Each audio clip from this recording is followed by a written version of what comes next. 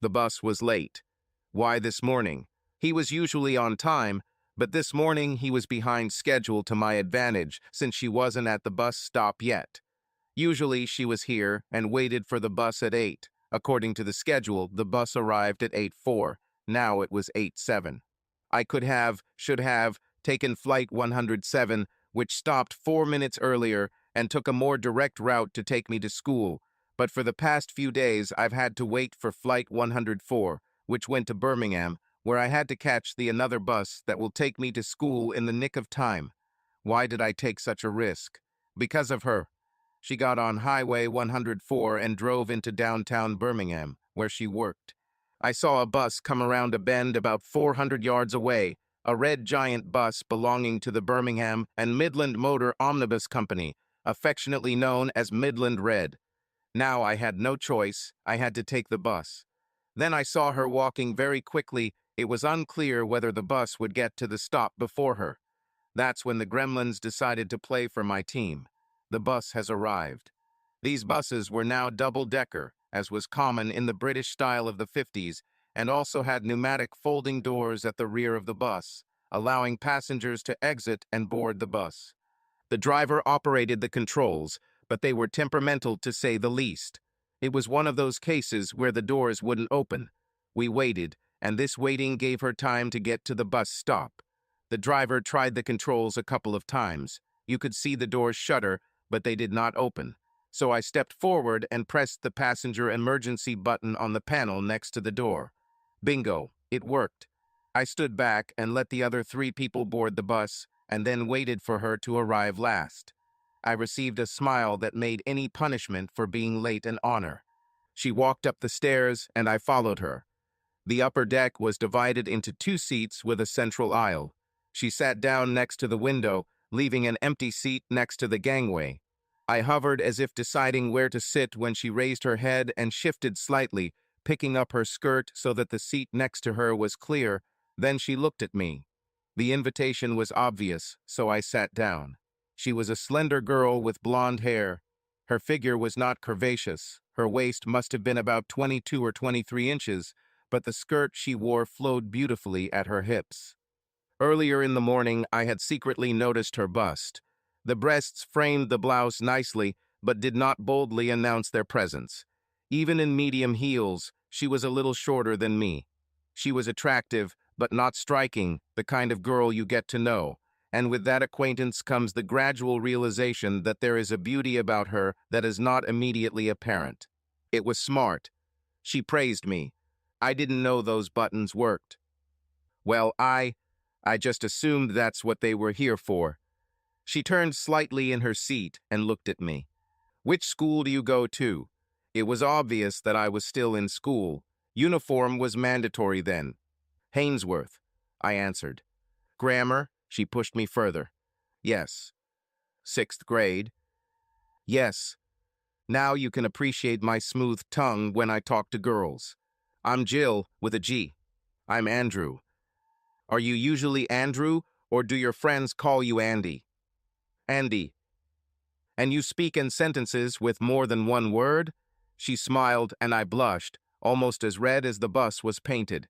I was saved by the conductor who wanted to pay for our fare. Jill paid for her travel, and I simply showed him the travel card issued to me by the education authorities. I apologized to Jill. Sorry, but I look a little dumb right now. She smiled. Don't worry, I have little practice communicating with boys. What do you study? Her recognition and understanding helped me finally untie my tongue from the knot it was in and allowed me to speak a little more easily than before. English language, literature, and art. Are you good at English? She was grinning. Looks like no. Maybe I need more practice. Well, you're getting better. This was the beginning of an emotional journey that I have been on for many years and am still traveling to this day. Some may find it strange that I am tongue-tied. You really have to blame the education system of that era in the UK. After the 11-odd examination, boys and girls who were considered suitable for higher education were assigned to different schools for single-sex education. As a result, they emerged into the world with heads full of knowledge, in addition to the vital subject of being able to talk to these strange creatures of the opposite sex. It would be even worse if you continued to prepare for university like I did. Young men with hormones demanding attention and little knowledge of how to build any kind of relationship with a member of the opposite sex. Crazy. Here I was 18 years old and not confident with a girl the same age as me. I looked like I would be comfortable with girls, 2 inches under 6 feet, brown hair that if I let it get long would flow back from my forehead in crimps waves. I didn't want that, so I left them. Short, almost short haircut. I was thin most of my life, but eventually I gained weight quickly. I wouldn't call myself beautiful, others said so, but my face was regular and symmetrical. Therefore, it never drove away anyone screaming in fear. Now that I had plucked up my courage, I was going to see if I could relate to Jill with a G. After that first false start, Jill and I saw each other every day.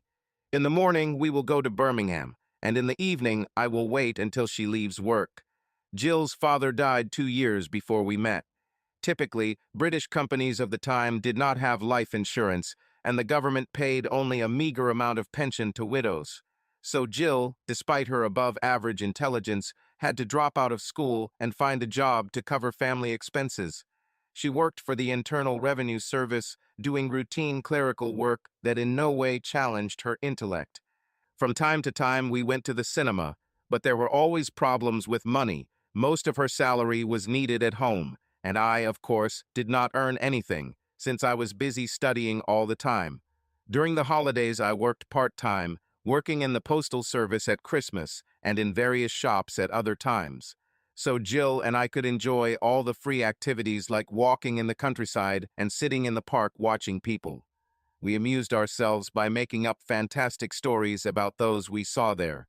These fantasies were not malicious, although I suspect that the stories we made would not have entertained those who were the subject of them.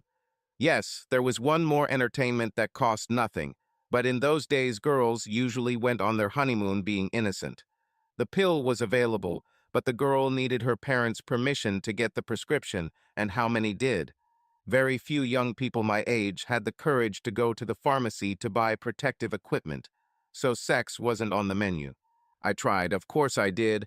We spent many happy hours kissing and hugging, but other than that, Jill had no intention of allowing any further intimacy. Eventually, the time came when I left to study at university. Jill and I both cried at the thought of this separation, and for a while I thought about not leaving. My parents were adamant that I should go, and Jill, who could easily have found a place at university if not for family reasons, agreed with them. With sadness, I packed the clothes and books I needed for the first semester. I was accepted into Cambridge, and there was almost no chance of seeing Jill for the rest of the semester. I think my longing for Jill, loneliness without my family, and new environment were the reasons for my inability to adjust in the first semester. I came home for Christmas determined not to return. Naive hopes. Jill, although happy to see me, did not want to hear about my refusal. We talked for a long time, and in the end she convinced me. It also helped that she allowed me greater intimacy than before.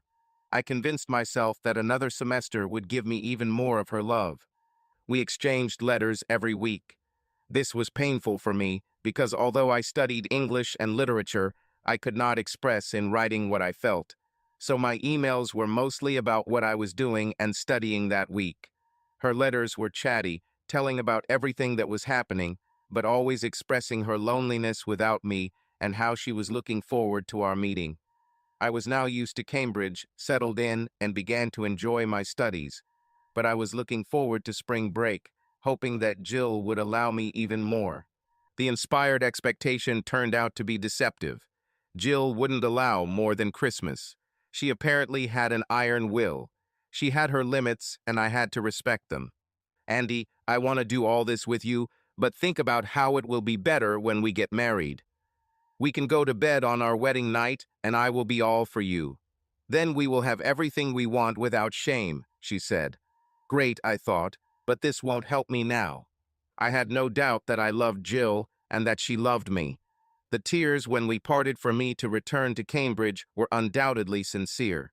The way she clung to me, knowing I had to go, but extracting the last moments of contact before I boarded the train.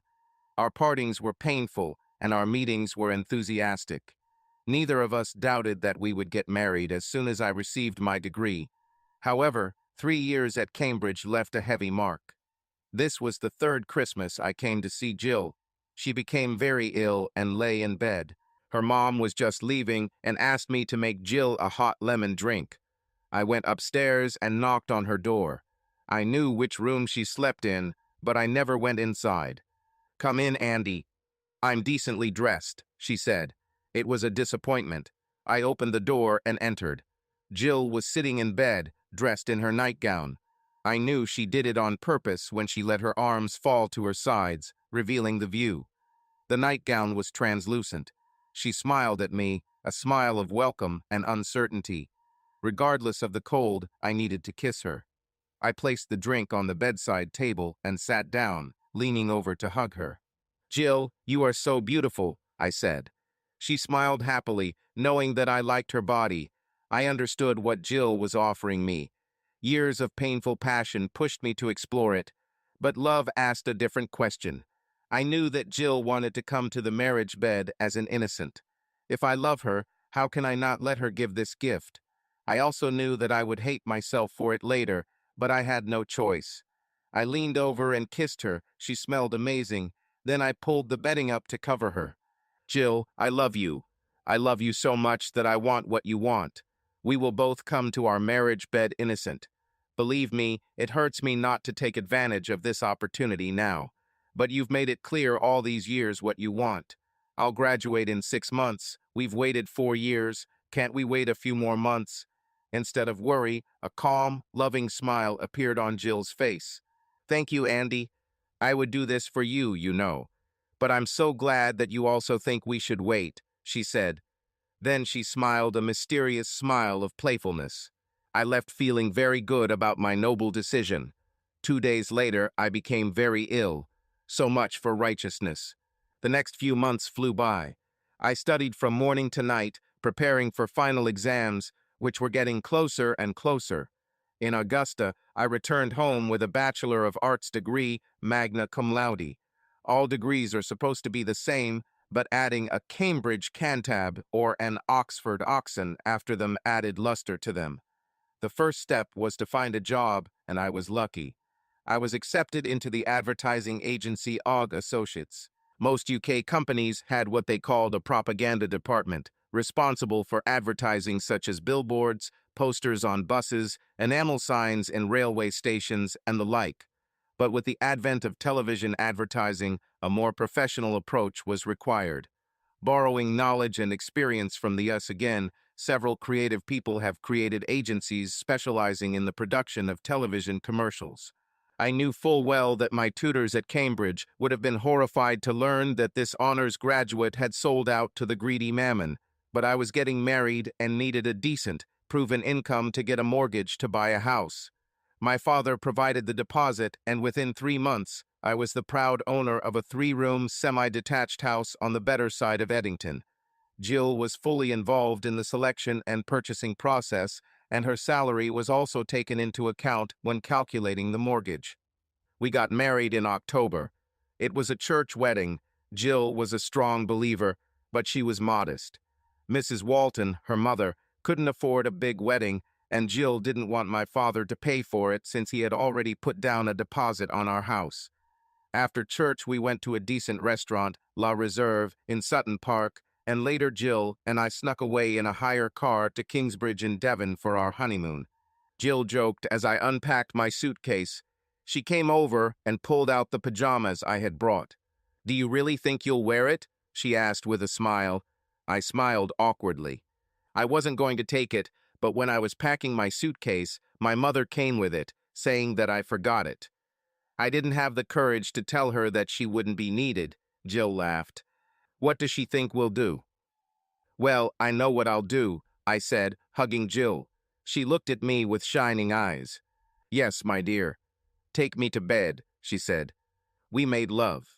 It's a wonderful feeling to come home on the bus after a hard day at work, knowing that there is this beautiful woman waiting for you at home, your wife, who returned home an hour early, cooks a delicious dinner, and who will later happily be naked in the bed you share.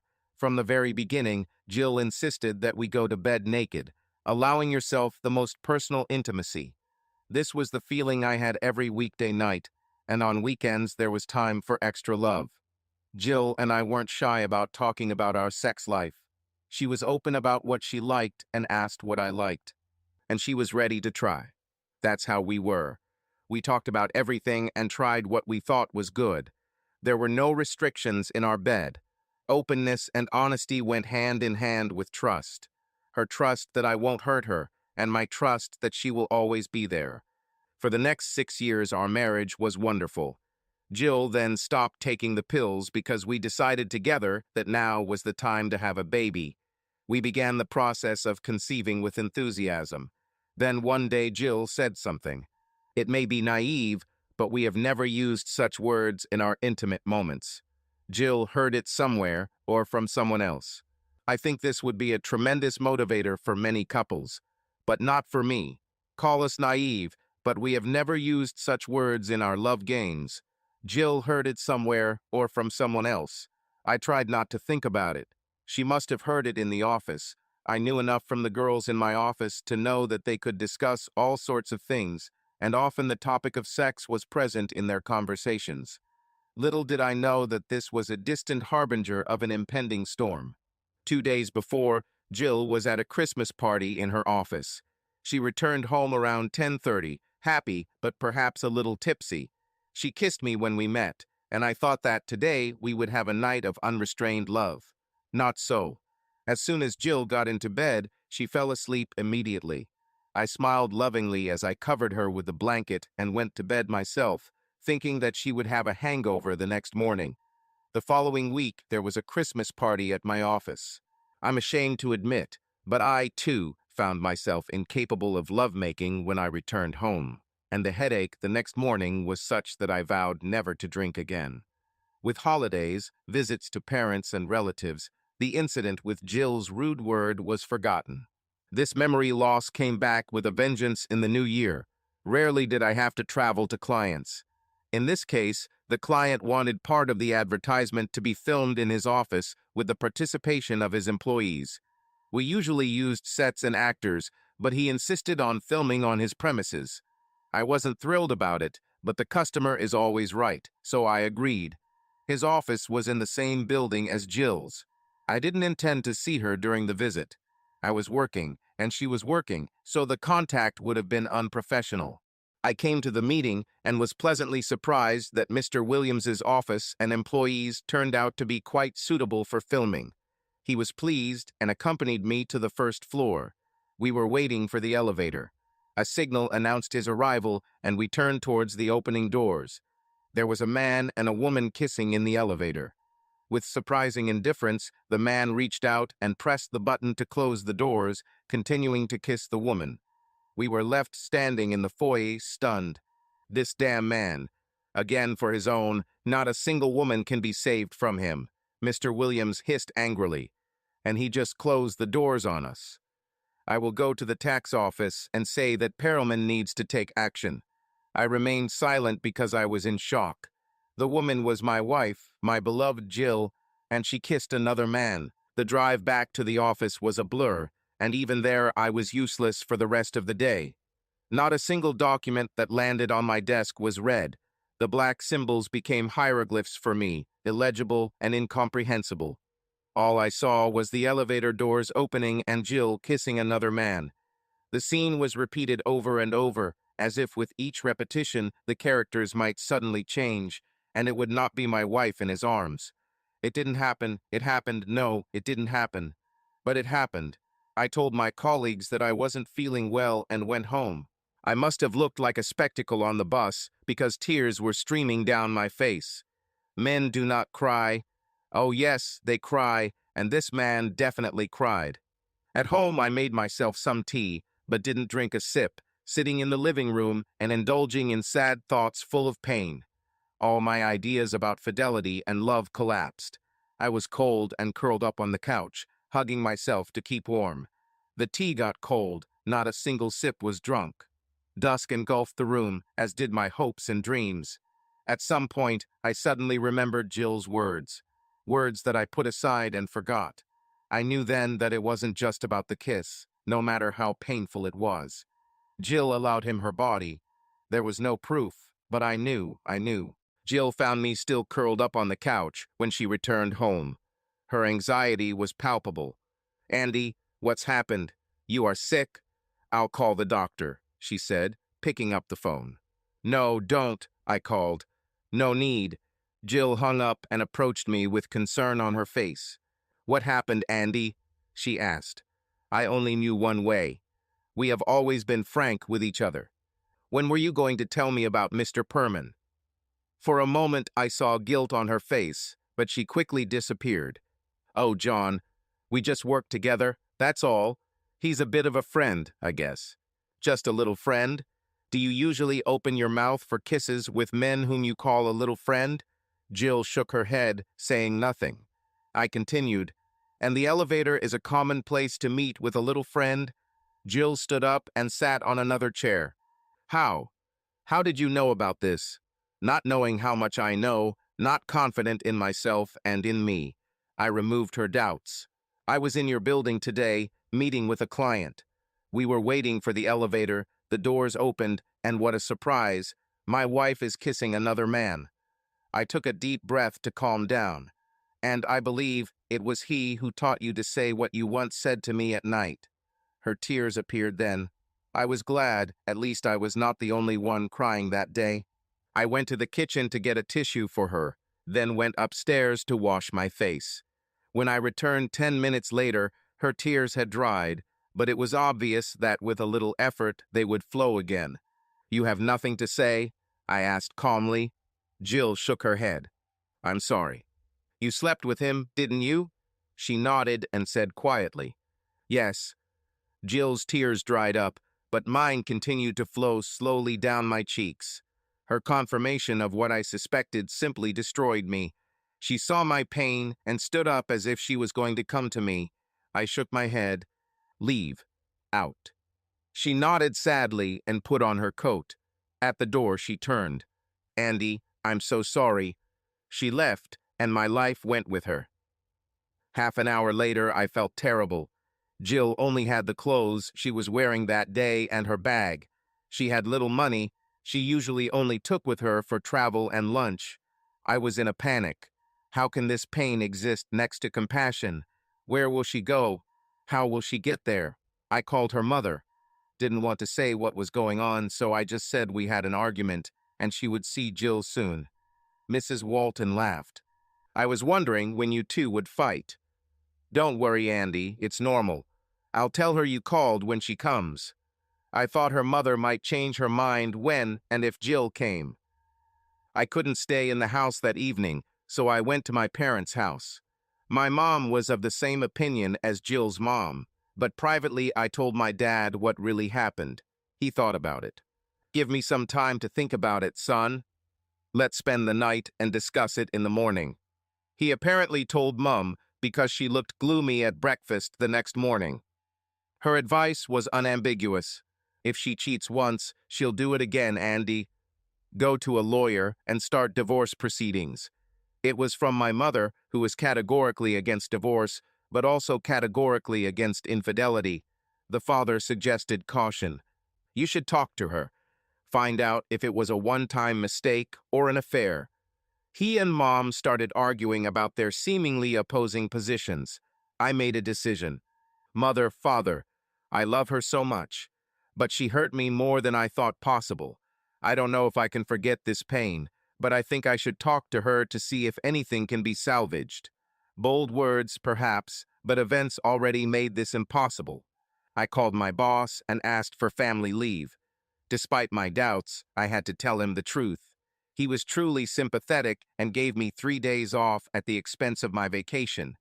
I returned home the next day, hoping Jill would be there. I might not have spoken politely to her, but even her coming home would have told me there was a chance to repair our marriage. She wasn't there. The next day, her mother called. "Andy, I'm worried about her. She didn't come to me. I called her old friends, and they didn't see her either. I do not know what to do." I thought for a moment. I'll call her office. They don't like personal calls, but at least I know she's okay. That's a good idea. Let me know what you find out, Andy. Yes, Mom. I'll call you as soon as I find out. The civil service was known for its secrecy, except when it came to state secrets. The office manager, Mr. Grumman, only told me that Jill had taken sick leave from the previous day. He didn't want to comment further until I asked him if Mr. Perelman was working. It hurt him. He asked why I wanted to know this. I think Mr. Perelman and my wife are behaving inappropriately. I cannot comment on office rumors, but he's not at work today. I knew it. He knew about this affair. Mr. Grumman, could you find out what happened to my wife and where she is? I am asking not for myself, but for her mother, who is very worried. I gave him Jill's mother's phone number. I'll try to find out something, but it's very informal. When I returned from work a few days later, Jill was at home. Most of her clothes were gone, along with her makeup and toiletries. She left a small note on the table. All it said was, "I'm sorry. I love you." Yes, I thought, you love me, but if you had waited for me, we could have talked. Mr. Grumman found Jill when he called Perelman's apartment. He didn't want to tell me, but Jill asked him to tell her mother, and of course her mother told me. Then she asked a question. Andy, what's going on? Why is Jill in this man's apartment? I told her simple facts. There's no point in softening the news. I'm so sorry, Andy. What would make my daughter do this? Now it's clear why she didn't come to me. She knew my views on infidelity. Oh, I could strangle her. I'm so angry at her. What was she thinking? She had you, she loved you, and you loved her. What's going on in her head? Andy, what are you going to do? I was going to talk to Jill to see if we could save our marriage. But I'm afraid that this is no longer possible. She took her clothes and went to him. It's obvious that she has more feelings for him than for me. I'll go to a lawyer and start a divorce. I hung up because my pain overwhelmed me and tears made speech impossible. The divorce went smoothly. I took my lawyer's advice and used misconduct as a basis. If I had tried to get a divorce on the grounds of infidelity, Jill would probably have fought, and since I had no evidence other than Jill's confession, but no witnesses, it would have been a long and difficult fight. She continued to live in his apartment throughout this time, so I believed that Jill was lost to me forever. I came to terms with this, but did not find an answer to the question why. What did I do wrong? I didn't know it then, but this thought would haunt me and interfere with other relationships. Life is empty now. 6 months ago, it was full of certainties. The love I felt for Jill, the love she felt for me, the wonderful prospect of our life together stretching far into the future, plans to start a family. All of it disappeared except for one thing, the love I felt for Jill. Despite what happened, despite my divorce from her, I still loved her. Why? Why couldn't I take a knife and cut it out of me like a surgeon cuts out a tumor? Perhaps because we grew up together, from the age of 17 until now. We spent 11 years together, thinking, planning, and talking together, always talking. I knew Jill as I knew myself, and she knew me. That is why, when I asked her if she had an intimate relationship with Perelman, she told the truth. I would know if she was lying. I knew Jill. Lying would be the ultimate disrespect, and she wouldn't do it. Maybe it meant that she still had respect for me. I don't know, and that's the crux of my problem. I don't know what I did wrong. I don't know why she was intimate with this man. I don't know why she couldn't tell me what was wrong in our relationship. I don't know why she immediately went to him. There was so much I didn't understand, both in her actions and in mine. But I still loved her, I cried. I have recovered enough from the injury to perform well. Proof of this was an invitation to lunch from one of the partners. Alex Wellman had been in the S for some time and understood their attitude towards advertising. He brought this knowledge back to the UK and founded this agency, Wellman Goff and Company. No one knew who Goff was. I arrived at the Penn's Hall Hotel, where he was staying and where our lunch was scheduled. I informed the reception of my arrival, and they called him. Andy. He came up to me with a smile and an outstretched hand. I'm glad to see you. Let's go have a drink before dinner. Thank you, Mr. Wellman. Hey, don't bother with this Mr. Wellmana, call me Alex. We had a drink in the bar, then went to a great lunch. Our conversation was casual until we got to coffee. Andy, I know about your personal problem, but I hope that it is behind you. I admitted that it was so. Fine. We like your work. Some of your lyrics are simply sensational. They hit hard, but very subtly. Fantastic. Now we want you to take the next step and join us in London working on national projects. There are changes coming in TV advertising. We are planning to create a series that will promote the product, but also tell a story to attract viewers. Essentially, we will create drama that will entertain and sell. So we'll need the best dialogue, written by the best writer we have, and that's you, Andy. What do you think? My mind was buzzing with possibilities. Chance. Not because of work, my thoughts were about leaving Birmingham and forgetting about the memories, starting anew somewhere else. The work was secondary.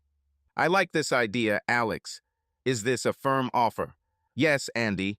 We want you here. You will receive a significant promotion, a bonus for working in London, and we will pay all the legal costs of the move. What do you say? It sounds good. What salary can I expect? He took out a piece of paper, wrote a number, and showed it to me. I was shocked for a moment. It was a lot. Did you make a mistake with the comma? I asked jokingly. Alex laughed. That's exactly why we want you. It's a passing comment that asks a question, but contains humor and says in a second what others would take a minute. Yes, the comma is in the right place. Do a good job for us, and I'll move the comma in the right direction for you. He extended his hand. Do we have a deal? I shook his hand. Yes, Alex. You have a playwright. I put the house up for sale, packed everything I wanted to take, and moved to London within a month. The office was close to Fleet Street, which was symbolic as contact with the press was important to the advertising industry.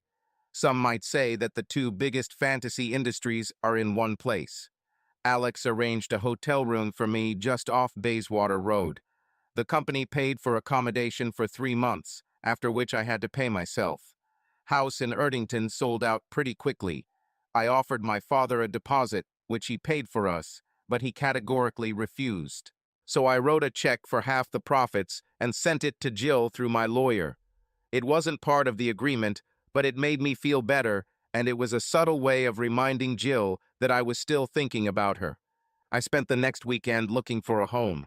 With a housing market that seemed to be picking up steam, I wanted to buy in an area that was calm for now, but could get hot in a few years. This meant East London, not the city areas or the central areas, but further out into Essex, outside the social development of the 30s. I have found a suitable house in Upminster. 3-room apartment adjacent to another in need of renovation and priced accordingly.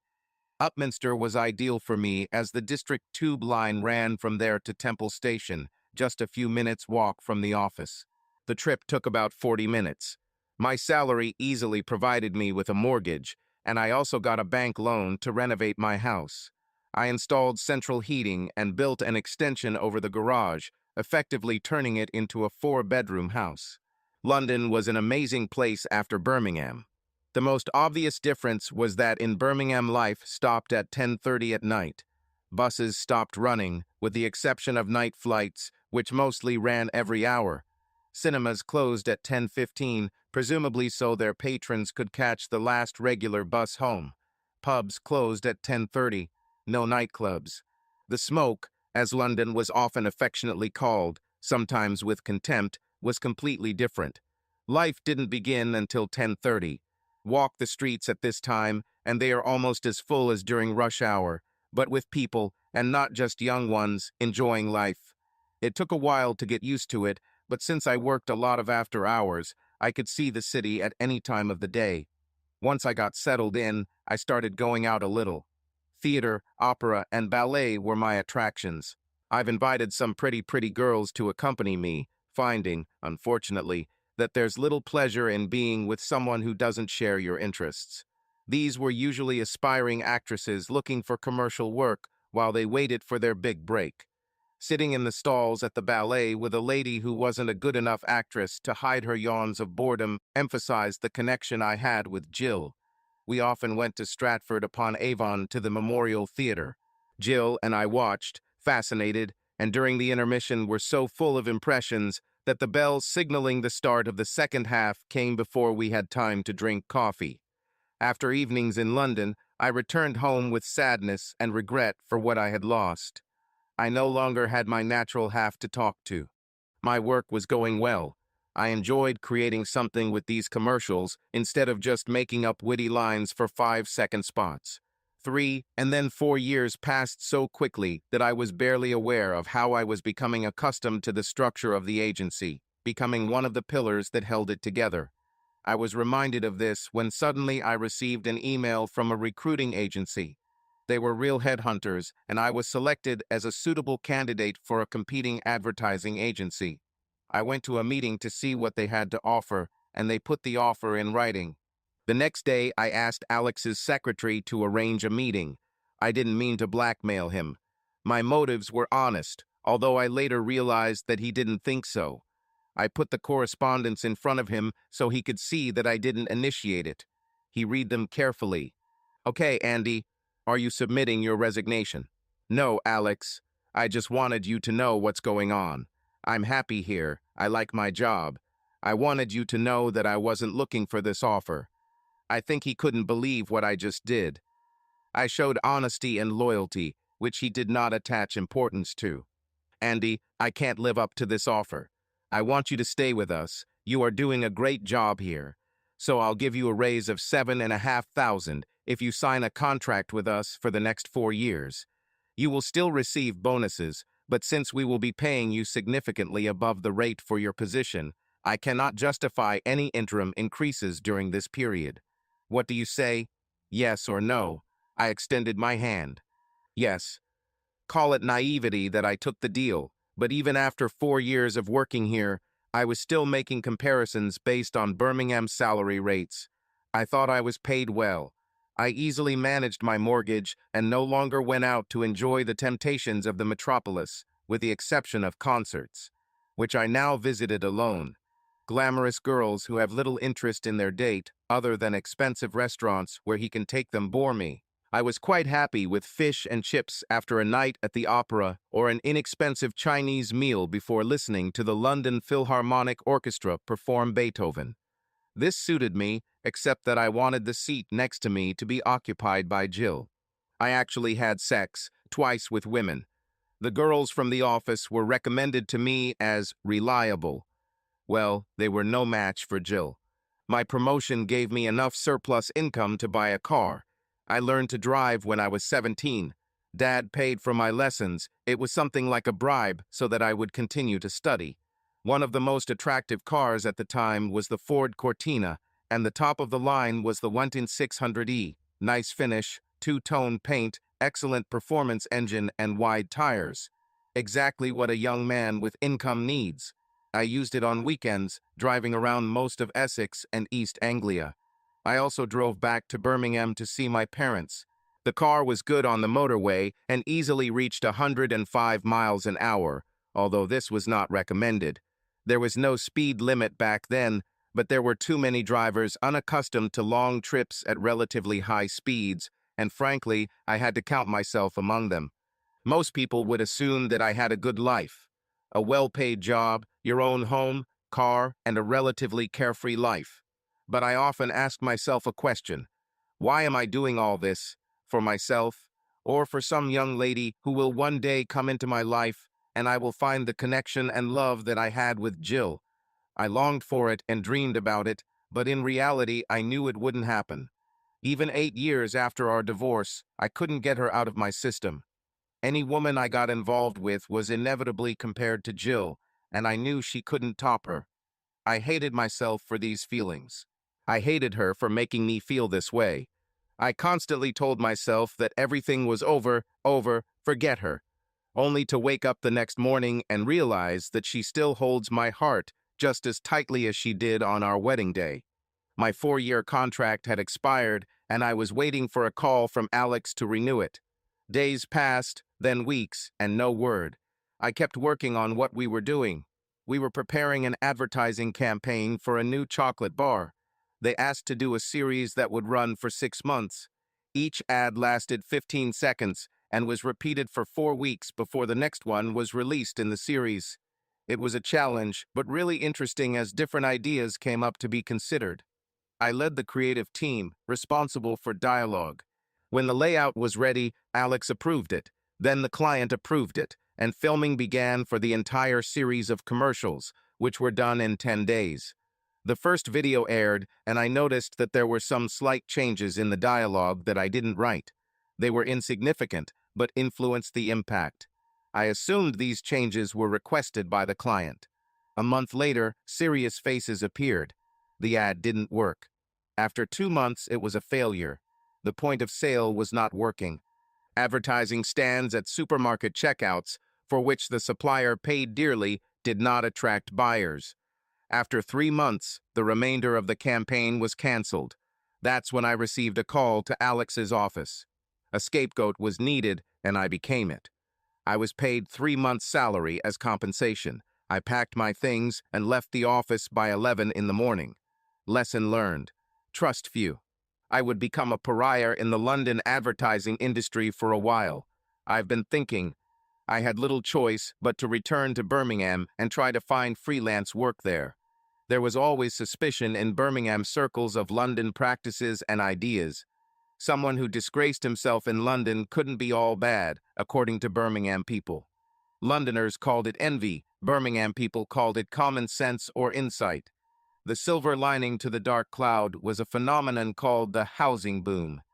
Properties within easy reach of London were in demand. I put my house on the market and was inundated with offers. I accepted the first good offer and couldn't believe how much the price had skyrocketed. Then the agent came back and said he had another offer, 10,000 more than the first. I said no, I already accepted the first offer. He couldn't believe it. His idea was to squeeze everything he could out of it, promising that in a week they would offer me even more. I was raised to believe that a man's word is his bond. I refused all subsequent offers and stayed with the first one. I had to sleep at night. Another lesson, honesty costs money. Even after paying off the mortgage, I still had almost 100,000 in capital. I returned to Birmingham in the early spring, staying with my parents and starting to look for work. I jotted down a resume and took it to the office, where they printed it and made 20 copies. The woman who ran the office called me as I was about to leave.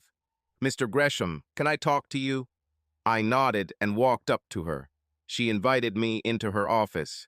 She offered me coffee and got down to business.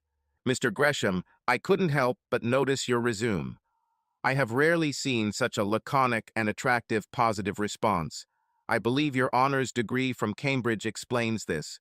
I thanked her for the compliment and waited for what she would say next. "Much of what we do is work for small companies. This is usually a simple typewritten affair, but some are starting to place small advertisements in local newspapers. These are small businesses, self-employed people who don't have the knowledge or experience to put together an ad and make it interesting enough to grab people's attention." I knew exactly what she was talking about. I saw these small advertisements in the newspapers and could immediately tell that they had little chance of success. I agreed with her and said this, but since she had not introduced herself yet, I did not know her name. "Oh, I beg your pardon.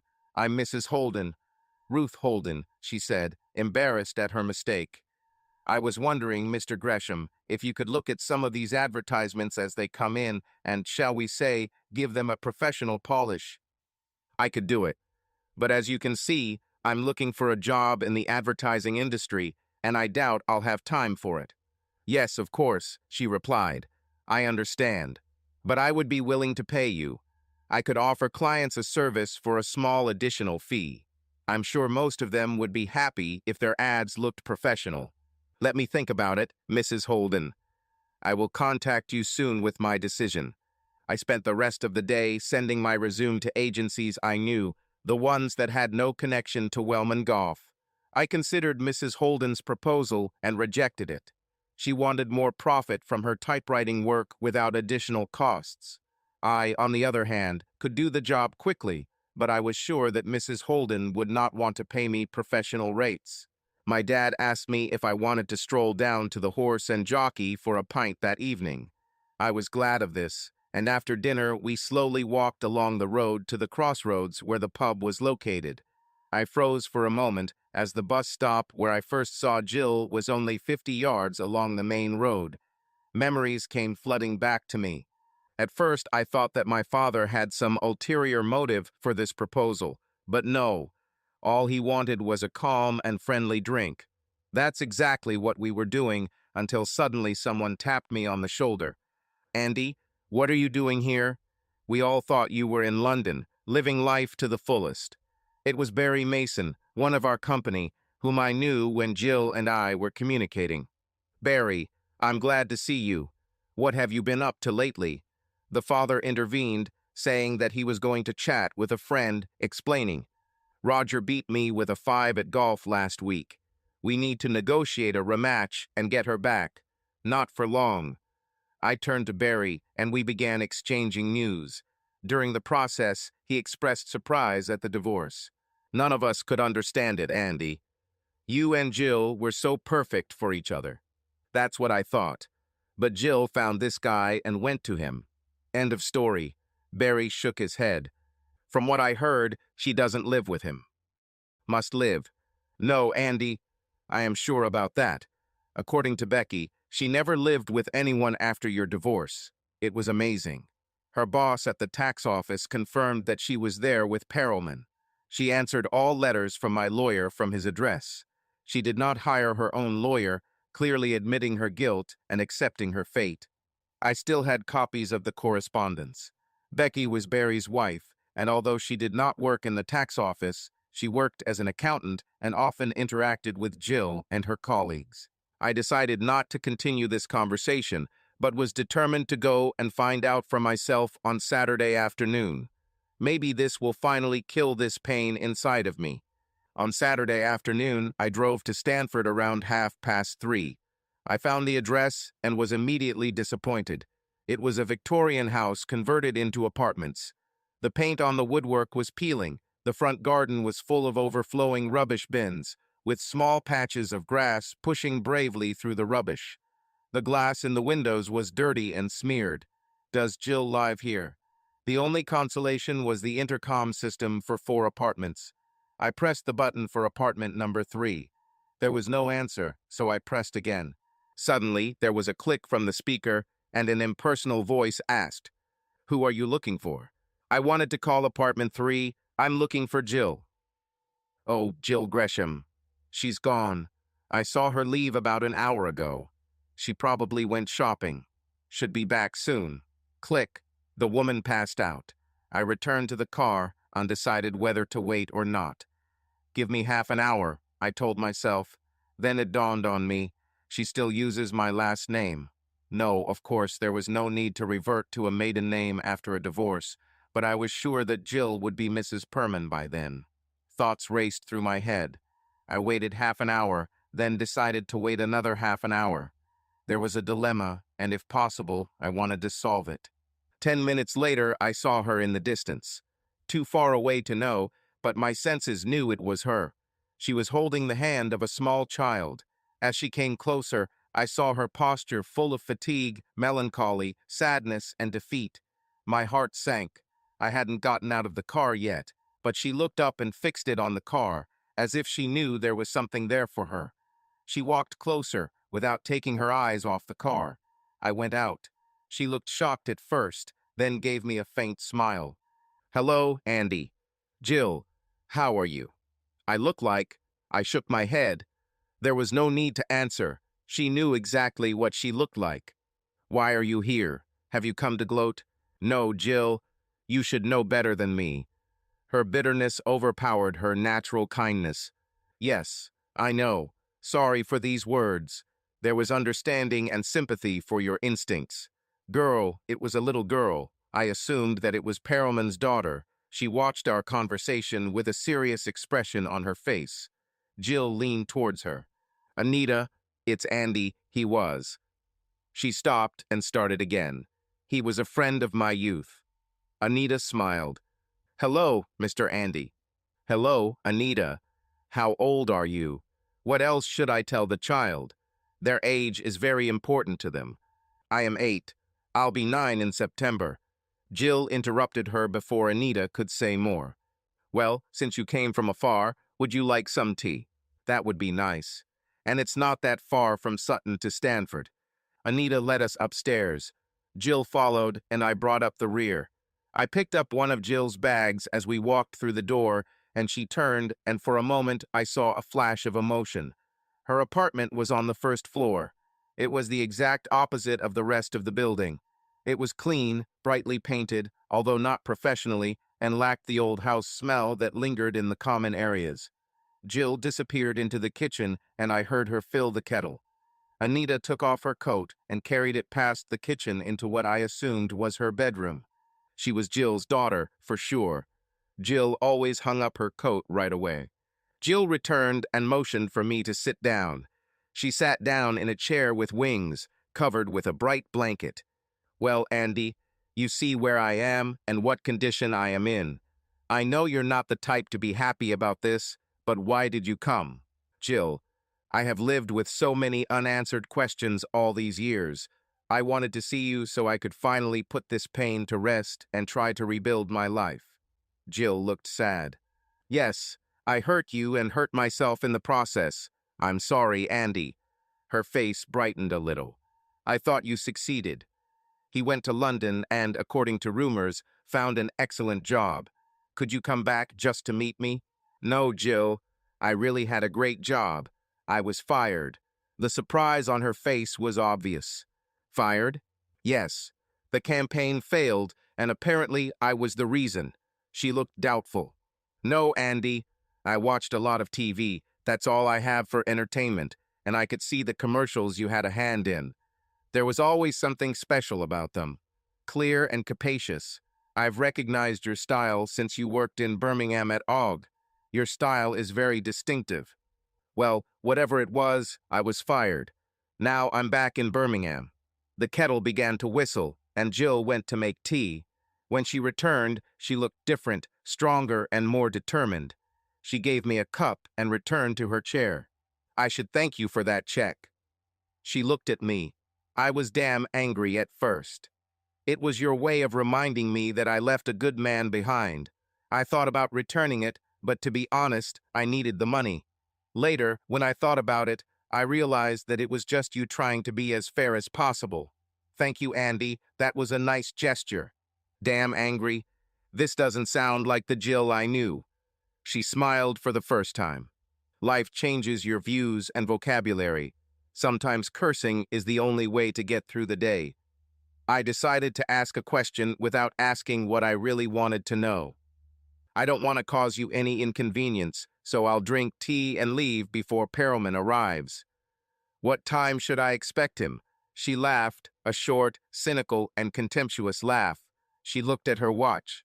He left at 11 o'clock and hasn't been back for 8 years, so I don't expect him anytime soon or between now and when hell freezes over. He left as soon as he found out I was pregnant. I gave up the best man I've ever known for a goat. I saw tears of beginners flow down her cheeks. I felt sorry for her, but I got the answers I was looking for. Anita entered the room at that moment. Mommy, it's getting cold in my room. Can I turn on the heater? Put on another sweater for a while, honey. I'll turn on the heater later. Anita ran to follow her mother's instructions. Good kid, I said. Polite, but I didn't expect anything less from my daughter Jill. I understood from this exchange that her finances were not in the best shape. Do you still work at the tax office? Yes, only the civil service tolerates my flexibility in my work schedule. Tears flowed again. Andy, you found out what you wanted. Please go away.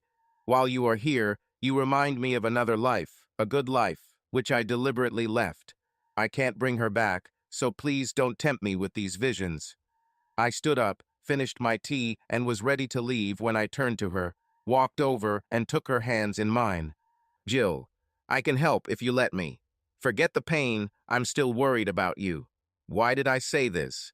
It wasn't my intention, but the words just came out from within, really. Tears streamed down her face. No, you cannot, and I don't need your help. Leave. Fine, I'll leave. But Jill, I told you to leave once, and it was a mistake. We needed to talk. You just told me to leave, and now you're the one who's wrong. This time I won't give up so easily. I closed the door behind me.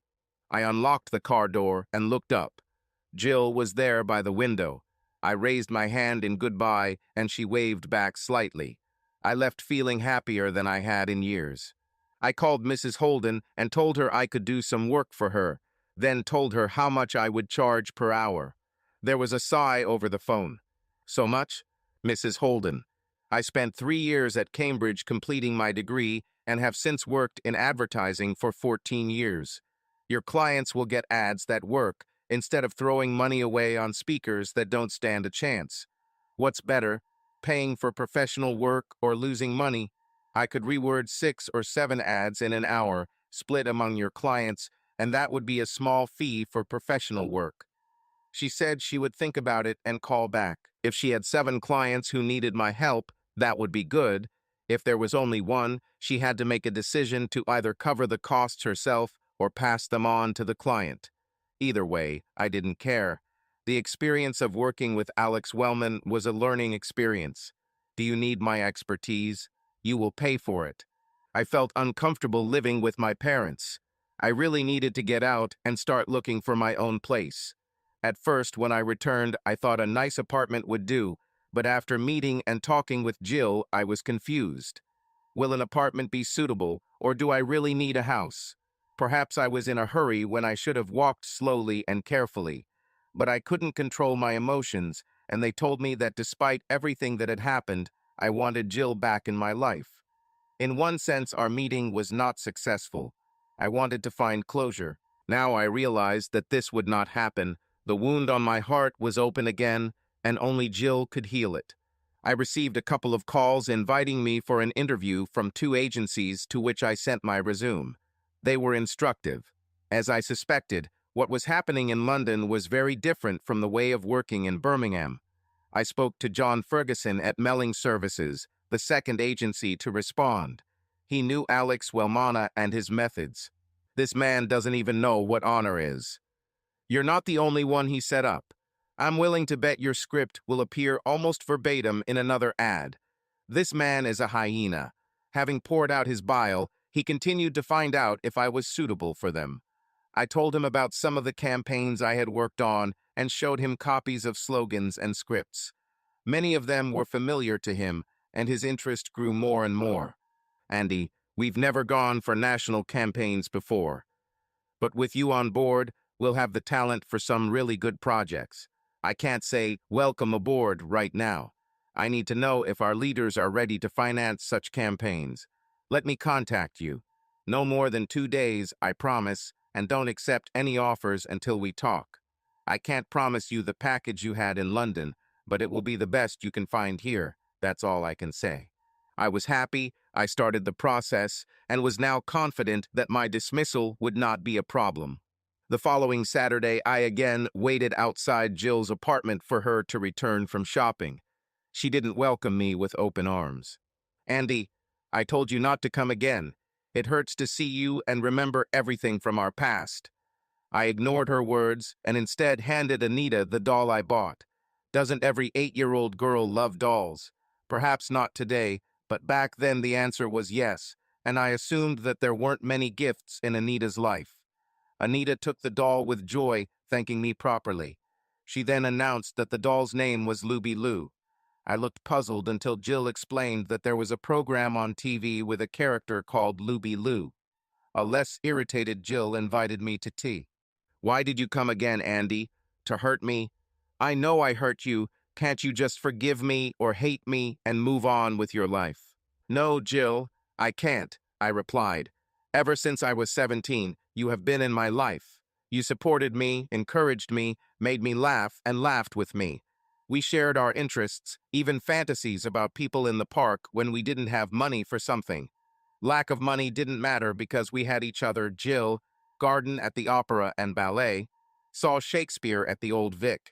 I was a spectator at the Royal Albert Hall, and once even enjoyed the music, singing, and dancing. My heart was reserved for only one person, Jill, for you. When I came to you last week, I wanted to find that my love was gone and buried. But it didn't happen. Even after all this time, it's still here. And I believe that your love is still here too. It may be barely smoldering, but I want to try to rekindle it. Thanks for the tea. I'll stop by again next week. If you tell me to leave then, I will leave, and that will be the end of it. But if you want to be friends again like before, if you want to see if we can rekindle this little smoldering fire, tell me, and we'll see what we can do.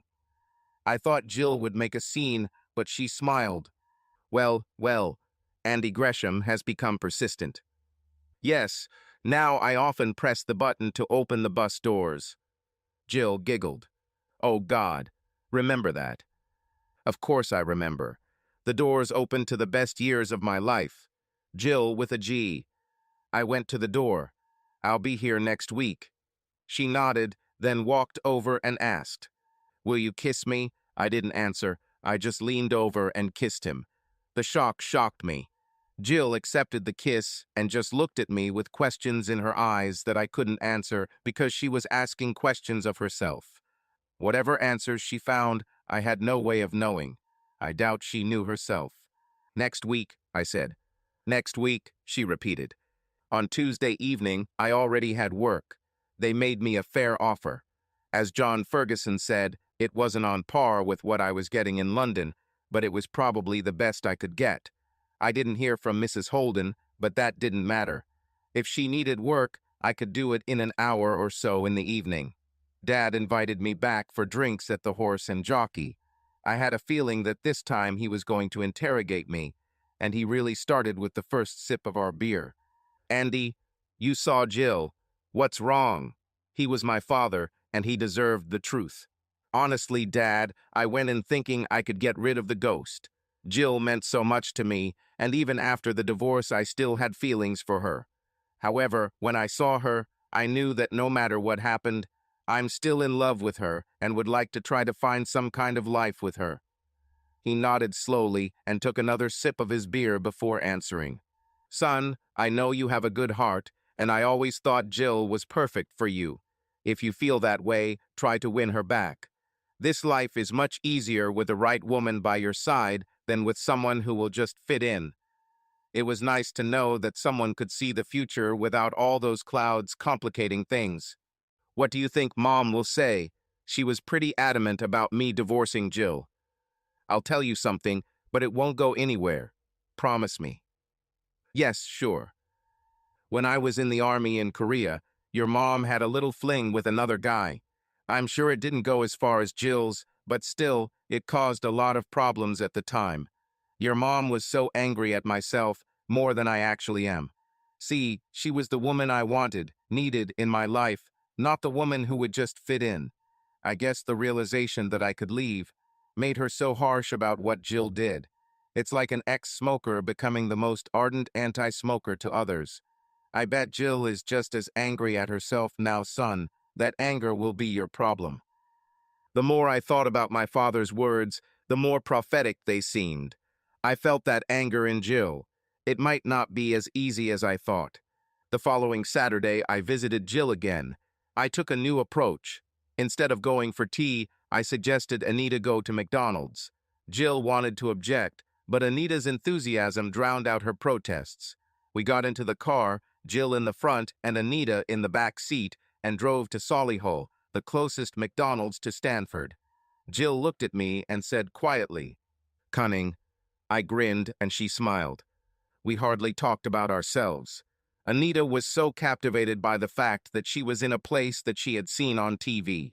Of course, it wasn't the same location since the commercial was filmed in the States, but the layout was similar enough to convince her that this was it. With a mouthful of Big Mac and a box of Diet Pepsi, nothing could ruin Anita's happiness that day. I also got a Big Mac, but couldn't eat it all since I had one of my mom's sandwiches for lunch. Jill only ordered coffee, so she took my Big Mac and snacked on it. Suddenly, the memories made her sad. We often shared food together. We returned to the apartment, and Anita immediately went to her room to watch TV. She thanked me very politely, without waiting for a reminder, for taking her out. Yes, Anita thought I was taking her out, and her mom was just an addition. Andy, I don't know what to say about our conversation last week. Well, your conversation. I said very little. There is a part of me that would like to go back to where we were, but there is also a part that says that the pain caused is too much to ever go through. I don't want to start this path if we end up with all the pain and blame starting again. I kept my father's words in mind, so I surprised Jill when I said it. So you don't believe you can forgive yourself? She really looked shocked. Andy, I would have thought it was you who needed to forgive me. Except the day I found out. Have you ever heard anything from me that would indicate that I didn't do it? If I hadn't forgiven you, would I still be here? Jill thought, going over our conversations in her memory. No, I probably wouldn't. Have I ever let you know that I don't have feelings for you? No. That's right. So the problem is you, that you don't forgive yourself. Jill had to think about it. I saw understanding come to her face. You're right. I don't forgive myself. I hate what I did. I hate what I did to you. I was so confused at the time. You know it was only you know that. And then John worked with me, and he was friendly. He made the days faster, and you know how much I hated that job. We laughed and joked. It became fun to go to work. Then at the Christmas party, I relaxed a little and had a few drinks.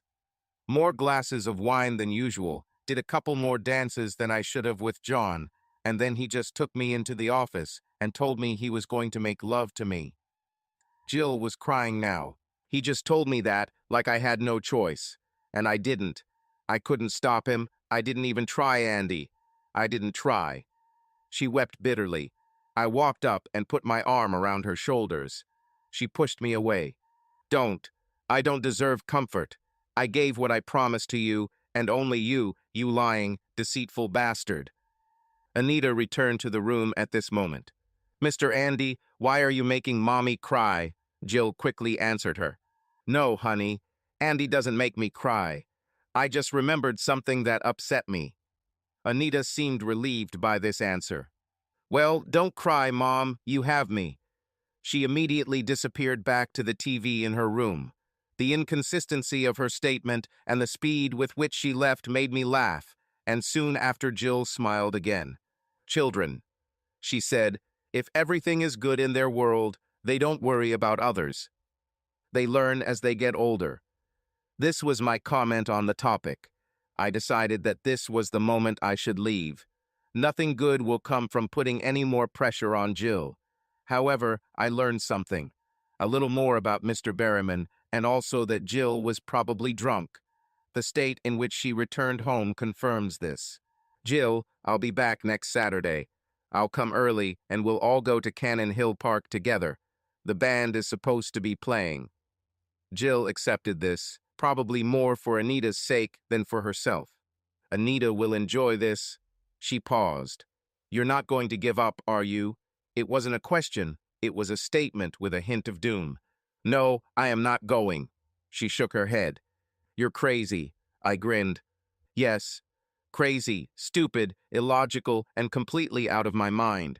I need a good woman to help me find my sanity. I leaned towards her and kissed her. This time her hand came up and stroked my cheek. The following Saturday, Jill and Anita were ready when I arrived. Anita chatted happily as she sat in the back seat, telling me all about her school and friends, about what she was doing in class, and then non-stop moving on to her favorite TV programs. She fell silent only when something interesting caught her attention outside the window. Jill leaned towards me and said quietly, she told everyone that Mr. Andy was taking her with him on Saturday. I think I'm just going as an escort. I laughed. I parked at Cannon Hill Park. It was opposite the Edgbaston cricket ground, and judging by the number of cars parked there was a match going on. We were walking through the park. It was a kind of show park, well laid out, with paved paths that led through the forest and along the River Rhea. We walked along the paths, Anita skipping joyfully, sometimes holding Jill's hand, sometimes holding mine. Jill and I easily fell back into our old habits when we first started dating, easily talking about things and then watching people, making up fantasies like before. We had to stop this when Anita demanded to know how we knew these people we were talking about. It was hard to explain to an 8-year-old girl that we were just making up these stories. Some time later, we heard the sound of music wafting through the gentle breeze, telling us that the band had arrived and started playing. We quickly walked to the stage to get a good seat. We found the perfect spot, and since the ground was dry, Jill gracefully sank onto the grass as elegantly as women can. Her legs were bent back on one side, her skirt spread out around her. I plopped down next to her, and Anita insisted on sitting between us. I have always been a fan of almost all music, although I must say that I do not like pure jazz. Nothing against amateurs, just not my type. This group played well, with lots of military marches and some classical pieces for brass bands. Towards the end of their set, they played the Helston Floral Dance. All around us, we could hear people singing along with improvised versions of the words. We sang too, and when I looked at Jill, her face was lighting up as she sang, holding Anita's hand, conducting the orchestra. She seemed to feel my gaze and looked in my direction. There was a happiness in her eyes that had not been seen in the past few weeks. A shine that I don't think has been there for years. I was back at work taking on a new challenge at Melling Services. I got along well with John Ferguson, and we soon began looking at more prestigious companies with national reach. The crowning achievement was that we were invited by a candy bar manufacturer that had failed. Their marketing director, Brian Forster, was a little wary when he realized I was participating and asked me right away. "Why did you change that script?" he demanded. "It was damn good, and then you changed it when it was too late to do anything about it." "I didn't change the script." "What?" "I didn't change the script. I assumed you, the customer, asked for the final changes." "No, we didn't ask." He thought for a moment. I wasn't going to say anything because now I realized who changed the script. Why did Wellman do this? I had my own ideas, but now was not the time to voice them. I think Brian came to the same conclusion, but had no idea of the undercurrents that inspired these changes. Water under the bridge, perhaps, but it illustrated the treacherous business in which we worked. I had to put together a few ideas for Brian, and obviously, I couldn't use the text I had before. Even with the changes, it would be considered broken material. It took me about a week of intensive vocabulary work, but I was able to submit some proposals for consideration. My cousin Jean came to see her parents this week. She was much older than me, about 50, and was jokingly called the family genealogist. She was rummaging through the attic of the house she inherited from her parents and found an old suitcase full of photographs. She brought with her those that were relevant to our family, and we spent a happy evening passing them around.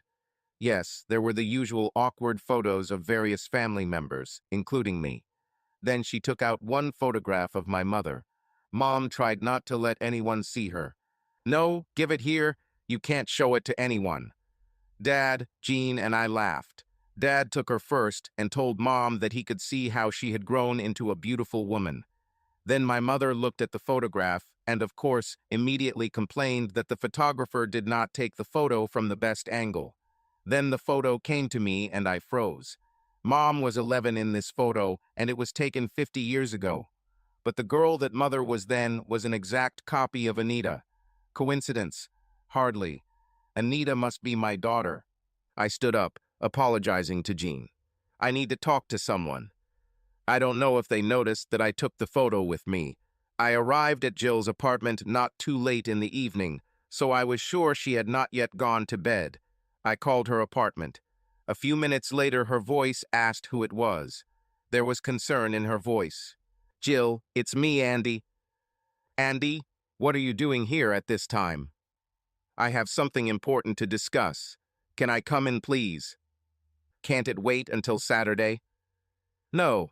Jill, let me in. I need to talk to you now." The alarm sounded, and I pushed the door open and walked up the stairs. Jill opened the door and peeked around it to make sure it was me before opening the door all the way.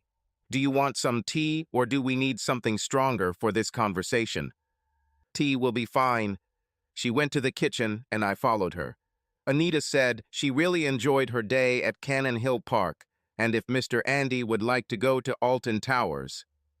I'm sure it can be arranged. I answered. She turned from making tea. You really don't have to make that kind of sacrifice. Why not?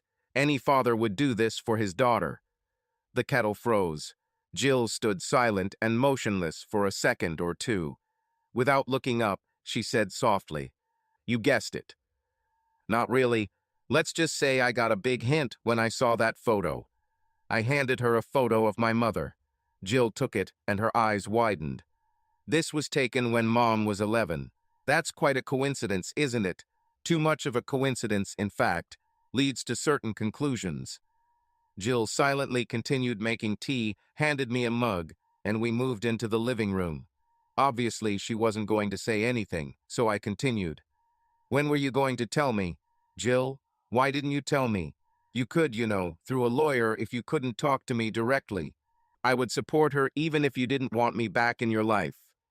I was crying now, tears streaming down my cheeks. "I have a daughter, 8 years old. I wish I could hold her in my arms when she was a baby, but you took that away from me. I wish I could have been there when she took her first steps," said Mama and Dada for the first time, "but you deprived me of that too.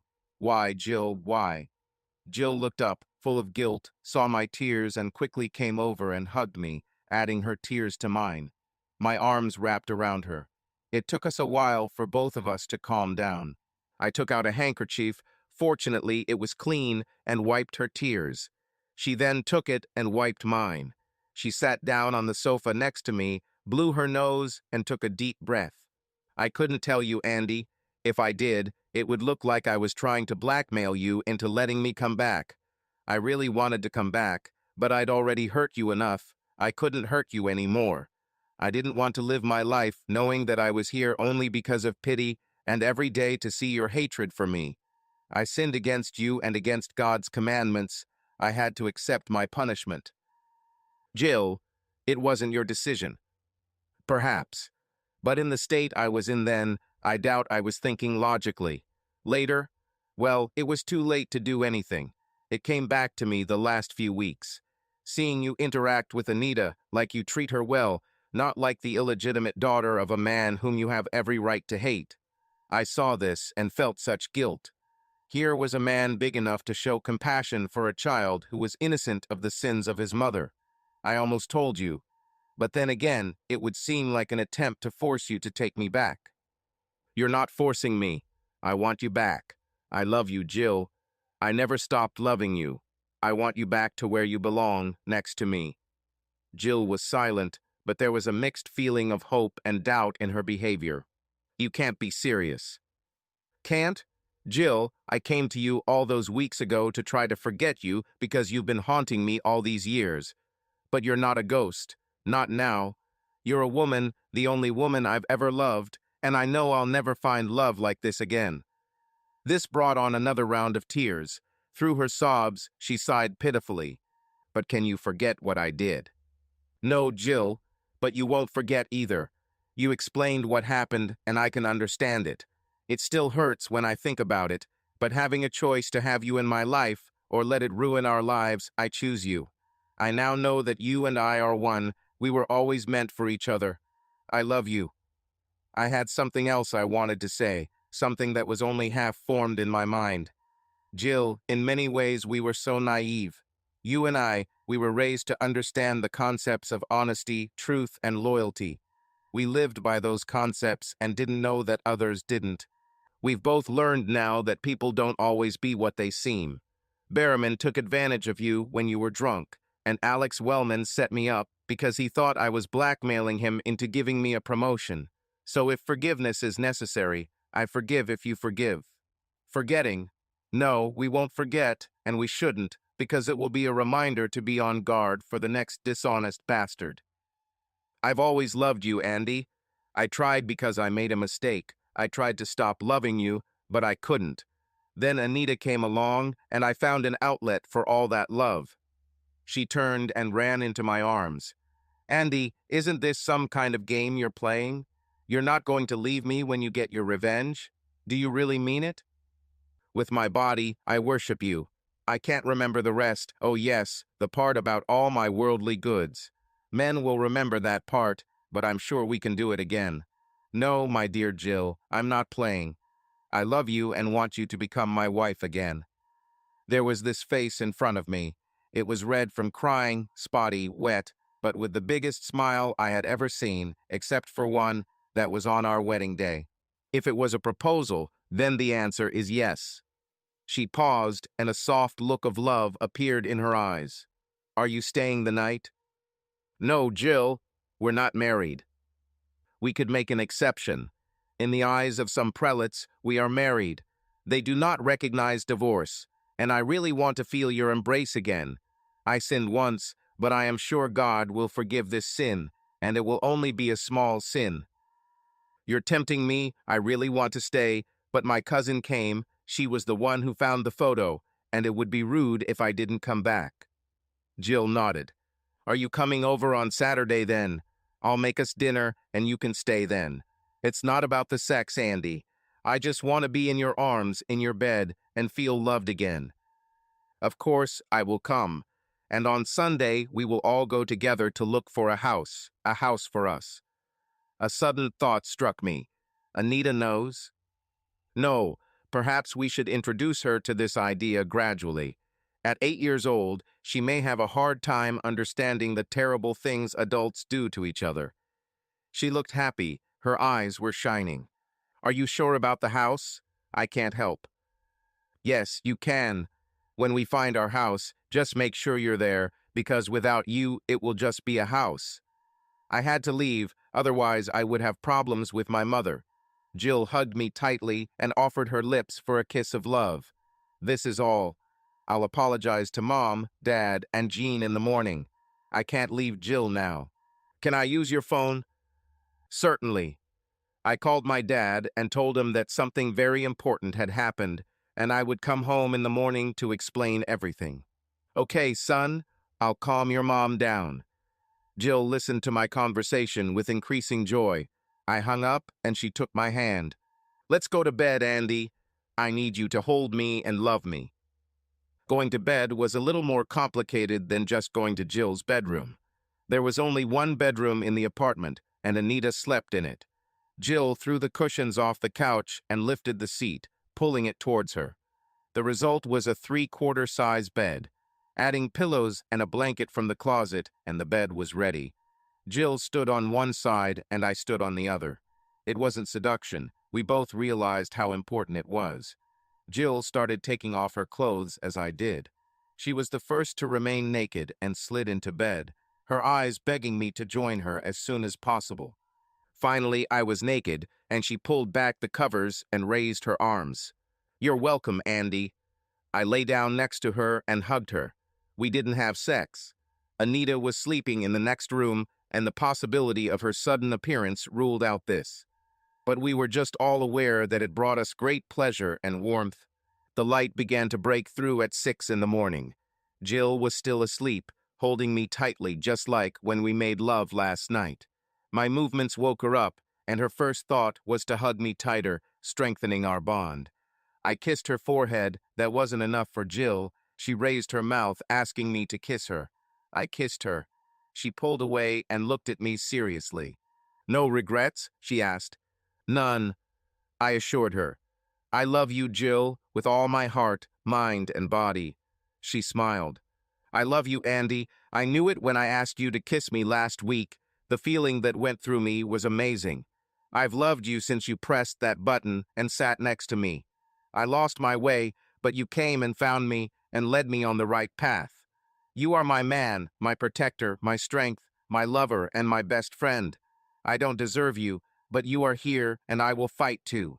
Hold you no matter what it takes. There's a gold ring on that finger. I lifted her left hand and found the third finger. Here's what's needed, and I'll make sure it's there as soon as possible. We were interrupted by Anita, who came into the room unnoticed. Mom, why are you in bed with Mr. Andy? Jill smiled and sat down. Mom, you're not dressed. No, honey. Andy and I love each other, and we're going to get married. When you love someone, you don't have to wear clothes when you go to bed. It's nicer that way. Anita didn't think much about the other aspects of it. Mom was happy, which means she was happy too. Anita looked at me. I decided to stay where I was. I didn't want to shock Anita even more. Mr. Andy, does this mean you will be my daddy? I nodded. Yes, Anita, if you like it. She giggled. Yes, I'll love it. Does that mean we can go to Alton Towers? Jill laughed. The important things in a child's life are very self-centered. Yes, Anita, I answered, trying to hold back a smile. But there are some rides that little girls can't go on. They're too dangerous. You have to promise not to be upset if Mommy or I say no. Yes, Mr. Andy, I'll be good. She ran, repeating out loud, I will have a dad, a real dad. The TV in her room immediately turned on. Life is so simple for a child. Jill suggested that I get up and get dressed now. I enjoyed seeing you naked, but I suspect it might shock Anita. I grinned. Thanks, Andy. Thanks for not giving up on me. I had no choice. Life was empty without you. An angry mother was waiting for me when I returned home. No matter how old the child is, an angry mother is a force to be reckoned with. Where were you? You just ran away and then called to say you weren't coming back. What was so important that you couldn't be polite to your cousin, let alone Dad and me? I felt humiliated. I told the truth. I was with Jill. Mom's face was a painting.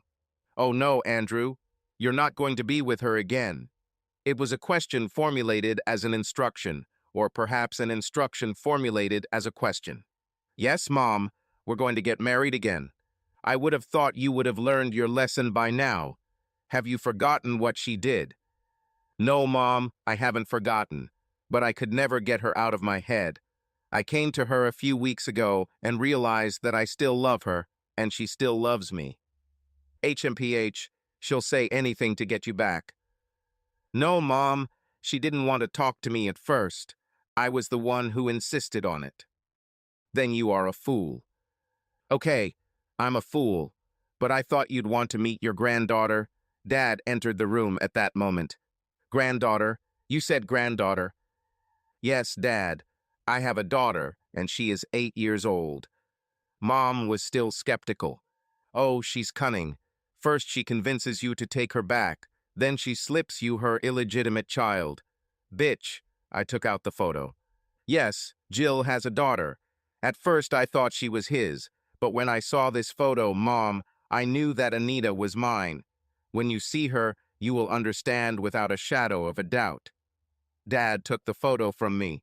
I was wondering where she went.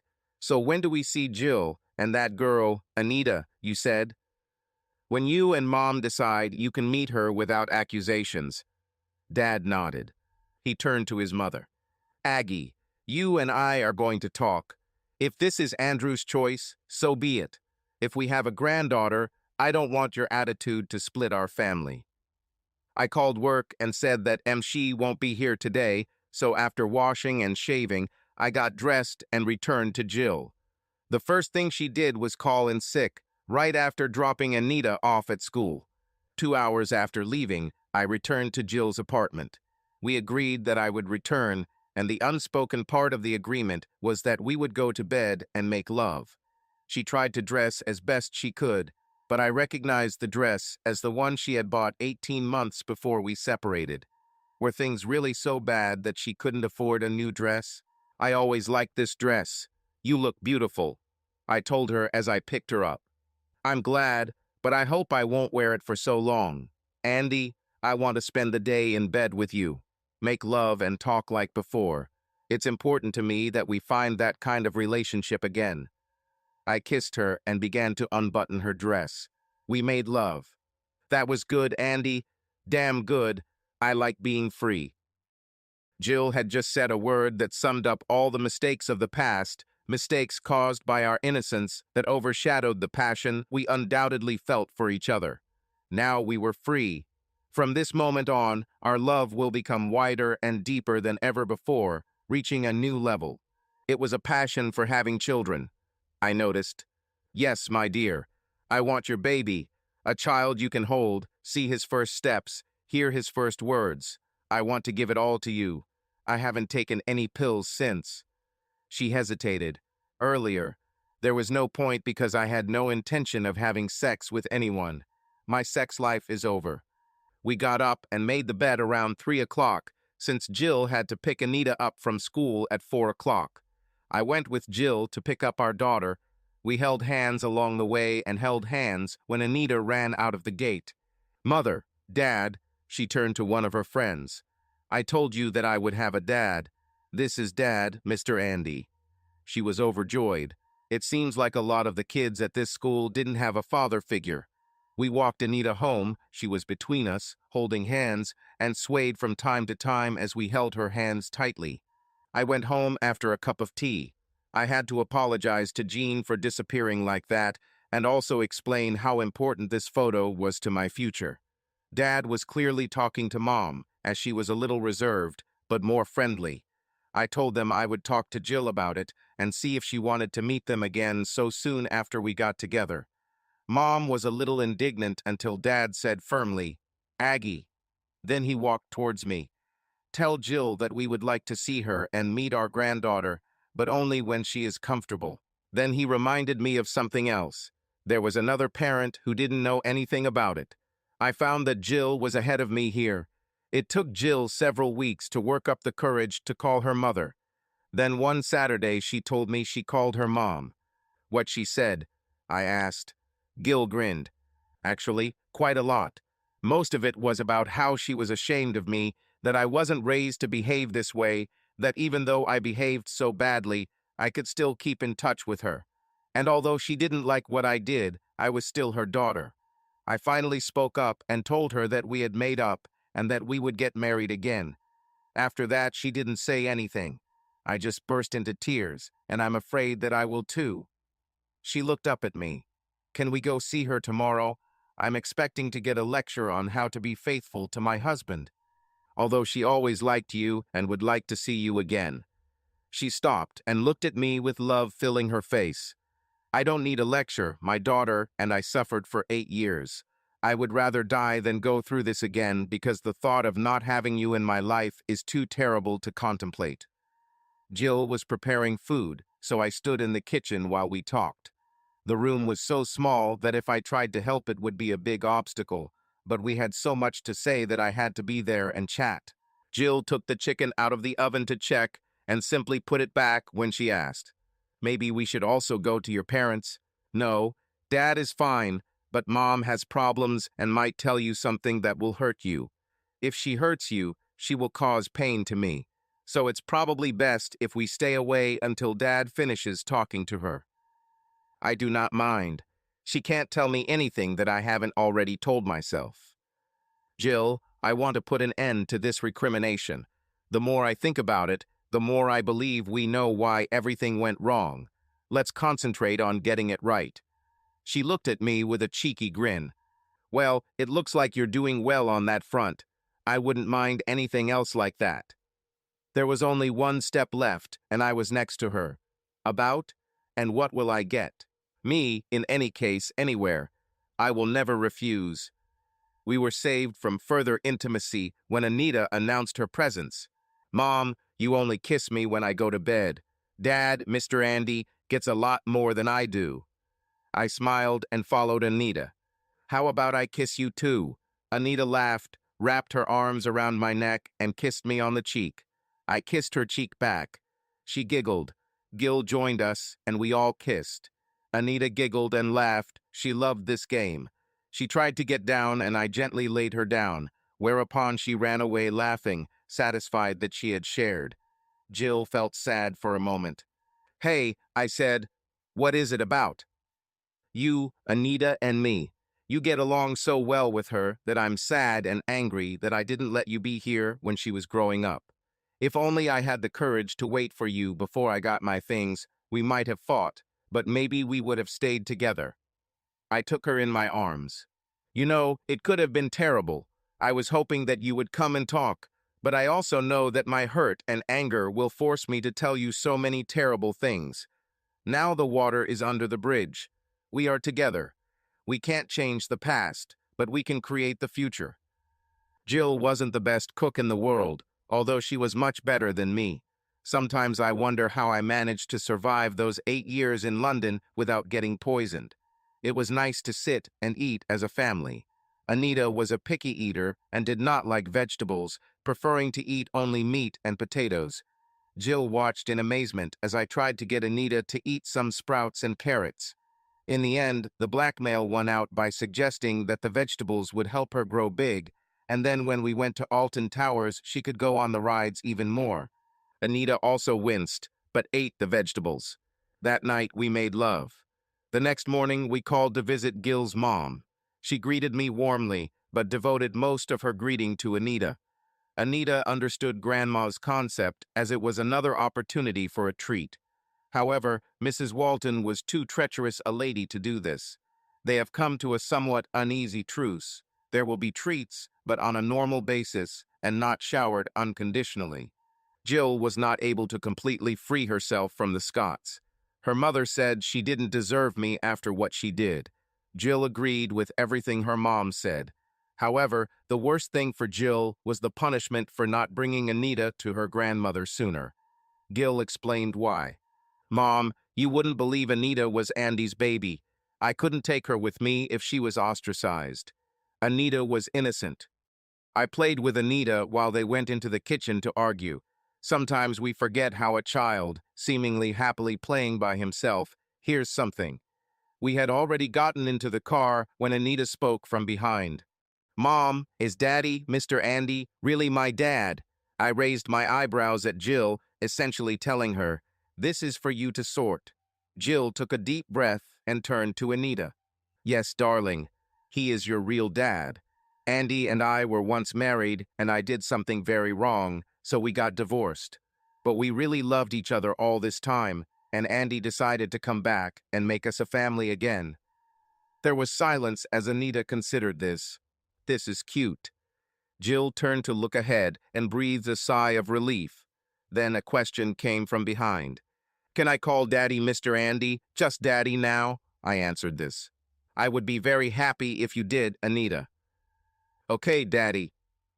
I had a list of properties for sale, and we drove around, looking at communities to see if we liked them. We found one that was pretty good, but Jill protested.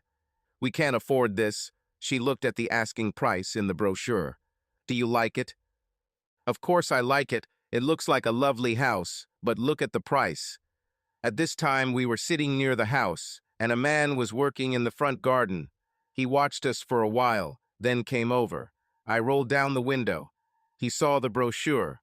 What are you looking for? Yes, I thought about calling the agent and setting up a meeting. Why don't you look now?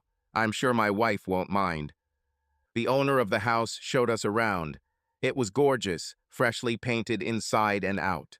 4 bedrooms, a walk-through living room from front to back, a large kitchen with a dining area connecting the kitchen to the living room. Jill tugged at my sleeve. This is too much, Andy, she whispered. I repeated the question I asked her earlier. Do you like it? This is wonderful, but this is too much. I pointed to Anita, who had gone out into the back garden with the man. There was a swing, and he was gently rocking her back and forth. I asked the woman if it was possible to change the price. She went and talked to her husband.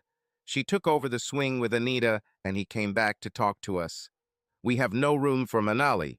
However, if you can exchange contracts quickly enough, say within 60 days, we will reduce 5,000. Thank you, this is Jack. He introduced himself. Jock Sturges, this is my wife Marie. I introduced ourselves. Andy and Jill Gresham. We like the house. Give us a day to discuss everything, but I'm sure we'll come up with a proposal within 48 hours. And I am confident that we can complete the project within 60 days. Jill was still tugging at my sleeve, getting more and more worried.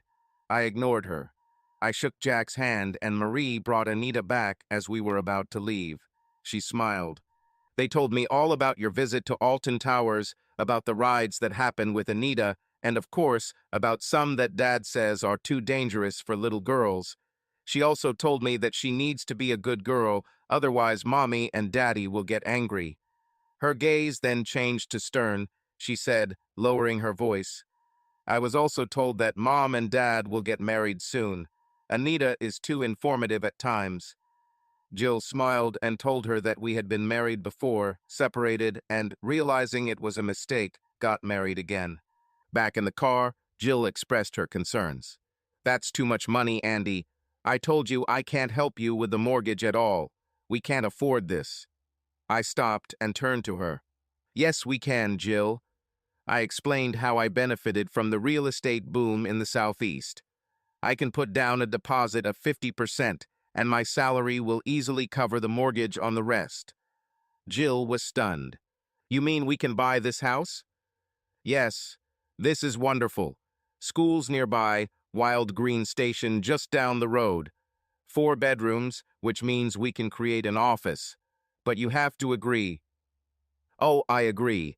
I would disagree with this new confidant, Andy. Study? Why do we need research? Because, Jill, I want you to quit your job. I know you don't like this job, so it shouldn't upset you. Andy, do you want me to stay at home, be a housewife? Yes, I want you to be a college-educated housewife. Jill was puzzled. Jill, you could easily go to university. You are smarter than me, although sometimes you do the stupidest things. I smiled. Jill smiled too. I want you to study at the Open University and get a degree in any subject you want. That's why you'll need a place to work. You do the stupidest things too. About, for example, you came back for me.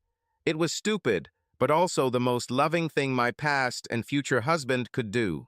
I will spend my life telling you about this and showing you that it was not a mistake. I already know that. Why should I get a diploma?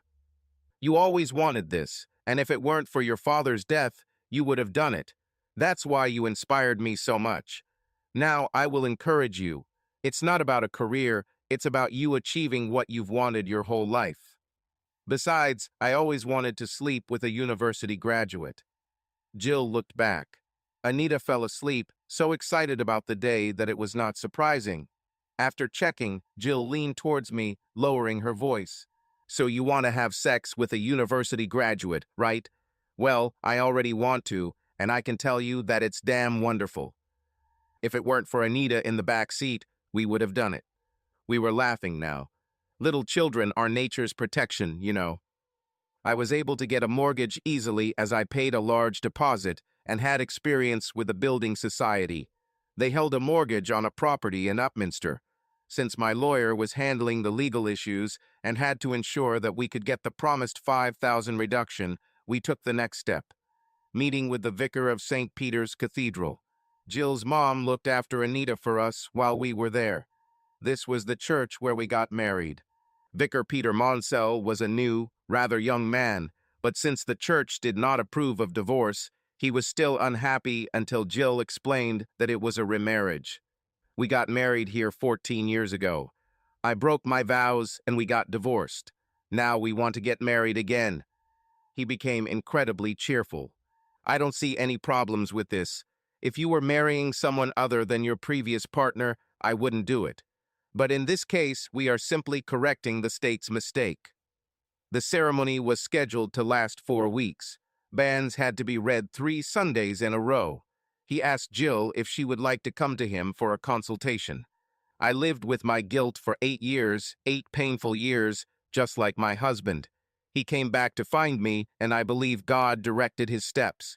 The only thing I want is to make my vows to my husband again before God, knowing that this time I will keep them. He asked a few more questions, gently probing we have a history of the past. Nodding, he realized the pressure and love that brought us to this current state. He asked if we wanted modern service. Jill was quick to answer. No, I would like the King James service to fully use the word obey. Peter turned to me. Are you happy with this? Wonderful. Jill has faith and I don't. Is this causing you problems? Oh no. I think most church marriages these days are between couples, neither of whom have faith or regularly attend church. We welcome everyone and hope that one day they will discover the truth. We left the priest's house. Jill suddenly stopped. We need to go visit your parents." I didn't think it was such a good idea. Last night my mother was still upset. I suggested leaving it for a while. "How long, Andy?" "We agreed to get married again in 4 weeks. Your mom won't thank you for forcing this on her at the last minute. It's time for us to go. If she wants to yell at me, so be it. I deserve it. We should introduce her to our granddaughter." She smiled slyly. It might soften her anger a little. Jill was right. When we walked in, Anita was acting her usual boisterous self. Dad greeted Jill with a hug. "God, girl, I couldn't wait to see you again." Mom was a little tough, but when we introduced Anita, her doubts disappeared. The moment she saw her, she realized that Anita was really her granddaughter. She hugged Anita and stood up, looking hesitantly at Jill. Then she opened her arms, and Jill immediately rushed into her arms. Tears flowed like a river from this emotional meeting. Dad looked at me and made the universal gesture of raising his eyebrows, expressing bewilderment why women always cry at such moments. Mom and Jill went to dry their tears and, of course, make tea. Dad spoke to Anita, who happily announced, "We're getting married." Mom and Dad went to see a man at church. Dad raised his eyebrows, asking with his eyes. I think Jill is telling her mom about it now, so the answer is yes. We'll get married again. "Okay, when?" I gave the date and time. "You and Mom will be there, right?" "Of course, and don't worry about your mother. Everything will be fine now. She has a granddaughter, her first, and she'll be too busy buying things for Anita to worry about anything else." Anita heard her dad's last words and immediately began listing what she thought she should get. Her entire list consisted of toys, of course. Knowing Jill's financial situation, I wanted to help with her wedding dress. After much thought, so as not to offend her, I came up with the perfect plan. I gave the money to her mom. She promised that Jill would never find out. 4 weeks later, I was standing on the steps leading to the side chapel choir, chatting with Reverend Peter, waiting for Jill. I ordered an organist and a choir, since there were too few of us to sing the hymns loudly. The organist played soft music to relieve the tension of anticipation. Suddenly, the music stopped. Peter addressed the crowd. "We'll sing one of Jill's favorite hymns, All's Bright and Beautiful."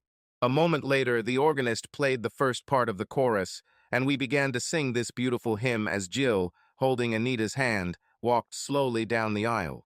They walked alone. I turned around. She wore an elegant green shantung silk suit with a tight skirt ending just below the knees and a jacket button to the throat. On her head, she wore a small hat with a veil that reached to her eyes. In her hands, she held a bouquet of freesias, her favorite flowers. Anita was also in green, in a beautiful frilly dress, white long socks, and green shoes. Jill was serious. Anita smiled widely. Jill came up to me, handed the bouquet to Anita, and led her to us. Then she took my arm with a smile. When the last verse ended, everyone sat down. I leaned over and touched Anita's shoulder. When she looked at me, I put my finger to my lips, indicating for her to be quiet. She nodded and smiled. Peter Mansell stood on the step and quietly asked Jill if everything was okay.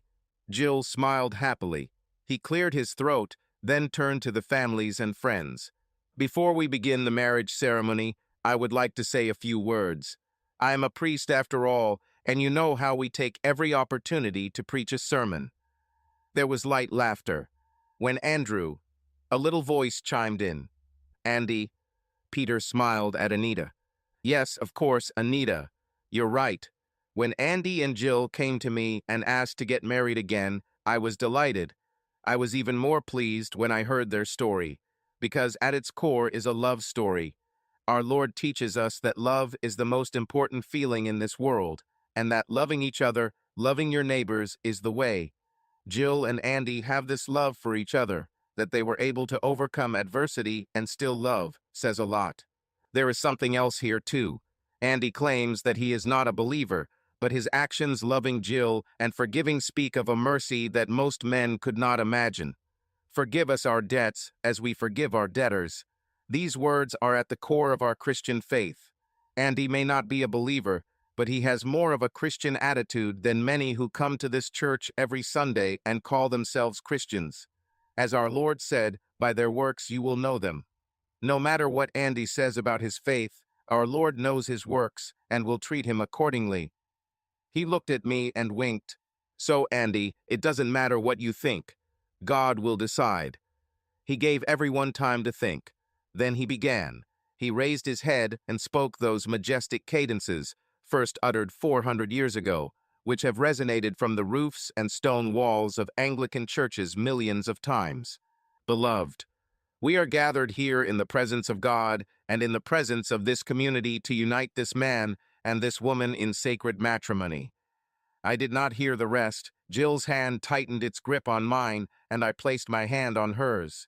Tears slowly flowed down her face glowed with happiness. Dimly I heard the answers and pronounced my vows correctly. Jill's calm but clear voice spoke her vows with determination, placing emphasis on the word obey. The ring I took out of my pocket and placed on the Bible was original. Jill convinced me that it would be more symbolic for her to bless him again. We went to Penn's Hall for the wedding breakfast. Jill asked Reverend Peter to join us. No poor vicar would ever turn down a free meal. I would be glad. May I bring my wife? We, of course, agreed and were happy when we found out that Rachel, his wife, was an organist. Penn's provided us with a private dining room, which was perfect. There was no formality in our meeting. Friends and relatives chatted freely, especially when they had drinks in their hands. My cousin Jin, I spoke to Anita and showed her a photo of my mother. Anita said loudly, "I don't remember being photographed." She ran up to Jill. "Mom, when was this photo taken? I've never owned a dress like this." My mom grabbed it and said it was a photo of her when she was 11. Anita was confused, and her mother sat her down to explain. Jill turned to me. "I have a feeling we'll have to answer Anita's questions soon, Anita, about how mothers and fathers make children." "You might be right. I think we'll need to practice a lot. We can't afford to make mistakes now, can we?" Jill was delighted. "Oh, I think you know how to make babies." I thought about her remark. We chose one large round table. We left a seat between Jill and me for Anita, but it wasn't necessary as the little rascal made a royal round of the table, sitting on everyone's laps and taking small bites from the plates of those nearby. The mixture was supposed to be terrible. She would either get sick later or sleep like the dead. Coffee had just been served when I stood up and waited until everyone had quieted down. "I wanted to thank you all for being with us today. Your support is very important and greatly appreciated. I have loved Jill since we were 17, loved her in the early years of our marriage, and through all our difficulties. My love never faded when we were separated, and now she is stronger than ever. My life is complete with her and my daughter, who is right now trying to steal mint chocolate from her grandmother's plate. Behave." Anita watched with an expression on her face, trying to look innocent with a small smile, hoping it would distract from further reprimand. I finished my thanks to everyone and proposed a toast to my beautiful wife. As I sat down, Jill stood up. "I would like to add my gratitude to my husband's words. I also want to say a special thank you to Andy. I am a very happy woman. Most wives believe that their husbands love them. I am happy to know that my husband loves me without any doubt because he chose me not once, but twice, and he took me as his wife not once, but twice. I don't need flowery words of love to know that Andy will stay with me, support me, and protect me." She paused to wipe away her tears. "Our story is known to all of you. The mistake I made was very painful. Andy said he forgot it, but I will not forget. I will think about it every day and the terrible consequences. Keeping this in mind, I will never repeat this mistake." She paused. "Most of you know that Andy is an English graduate, which of course means that he uses 3 long words to say what any other person would say in one short one. Now I will use his style to break the news to him. Andy, my dear husband, you loved me and took me back as your wife. I live in the warmth of your love every day, and now I believe, hope, and pray that your love has brought life to my womb again. Thank you, most beloved of men." She leaned over and whispered in my ear, "My period didn't come twice." I understood what she meant and was delighted, but I should have noticed that her words were archaic, not flowery. Know it all. That was her comment. However, we had to confirm to some that Jill meant she was pregnant. Anita was delighted with the idea of a sibling. For her, it meant another round of the table to tell everyone.